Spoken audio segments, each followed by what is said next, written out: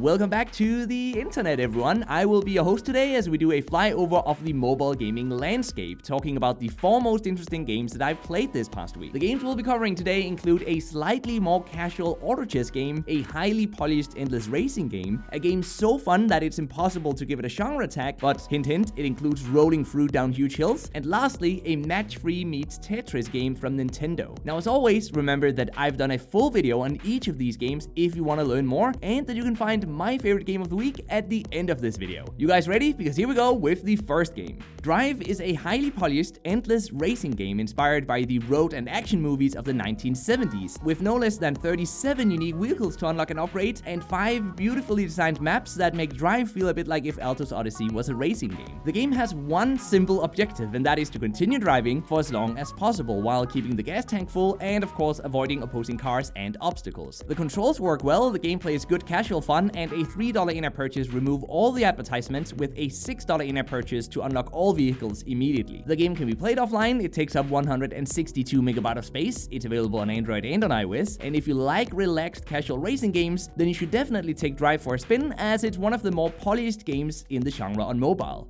Farm Punks by Noodle Cake Studios has got to be one of the most unique mobile games I've ever played here on the channel. It's an action game about growing fruit, rolling it down a huge hill filled with ramps, collecting points on our way down, and then ultimately reaching a shop to sell the fruit before it goes bad from all the tumbling. I know it sounds strange, but it's surprisingly fun. The art style and the music creates a neat atmosphere, and with 25 different tree types and lots of fruit to unlock, the game has a lot of replayability. Now, the game monetizes through selling gold bars through in-app purchases, which can be used to make room for more trees, and if we run out of fruit, we do have to wait for more to grow out, or pay up of course, before we can continue playing. But here's a quick tip though, if you keep the starter tree around, you'll pretty much be able to play constantly and forever without ever feeling any sort of energy or life system. The game is offline playable, it takes up 241 MB of space, it's out on Android, and you can pre-register for the iOS release already, and I don't really have a lot else to say about this game. It's goofy, it's fun, and I would definitely recommend that you check it out.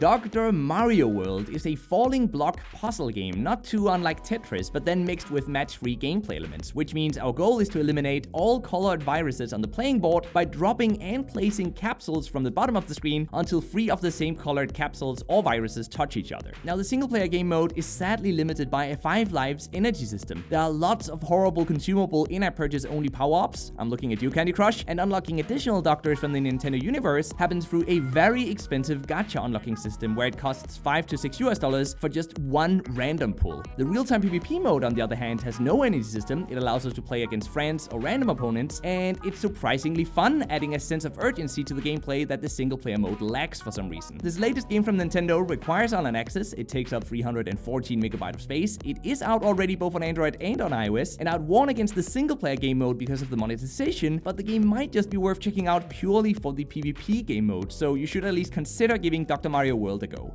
And now, for this week's last game, we've got Chess Rush, which is Tencent's take on the super popular auto chess turn-based strategy genre, and it's surprisingly well made. As with any auto chess game, of course, the monetization happens purely through cosmetics, which I'm glad to see, but the game does bring 2 new things to the table though. First of all, we've got a Rush Turbo mode with 10-minute play sessions as opposed to the typical 30 to 40-minute play sessions, but the exact same gameplay. We simply have less HP and we get more mana each round. And then secondly, we've got a co-op game mode as well that allows us to play with a friend, sharing heroes, combos, and so on. Now, the game requires online access. It takes up 512 MB of space. It's out on Android and on iOS, and with a beginner-friendly UI, a Q art style, a social co-op mode, and a mode with shorter play sessions, Chess Rush is a great introduction to the auto chess genre, and it feels slightly more polished than at least most of the competition out there. And that's why it's also my favorite game of the week, of course, so be sure to check it out if you're looking for a new auto chess game. And now, thank you for spending a few minutes with me here today. I hope that you've enjoyed this video, that you'll consider subscribing if you haven't already, and maybe, just maybe, hit that notification bell to receive updates as well about new videos coming out. But as always, most importantly of all, until next time, just keep gaming, stay awesome, and I'll see you guys around.